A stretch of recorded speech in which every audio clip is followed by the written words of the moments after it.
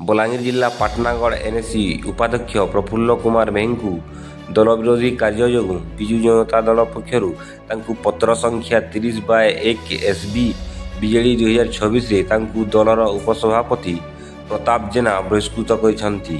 ପ୍ରକାଶ ଯେ ପାଖାପାଖି 2 ବର୍ଷରୁ ଉର୍ଦ୍ଧ୍ୱ ହେବ ଉପାଧ୍ୟକ୍ଷ ଶ୍ରୀ ମେହେ ଏନଏସି ଅଧ୍ୟକ୍ଷା ମାନସୀ ବିଶ୍ୱାଳଙ୍କ ସହିତ ତାଙ୍କର ମତାନ୍ତର ଲାଗି ରହିଥିଲା, ଯାହା ଫଳରେ ଏନଏସି ଅଞ୍ଚଳରେ ବିକାଶମୂଳକ କାମଗୁଡ଼ିକ ହେବାରେ ବିଭିନ୍ନ ସମୟରେ ବାଧା ଉପୁଜିଥିଲା।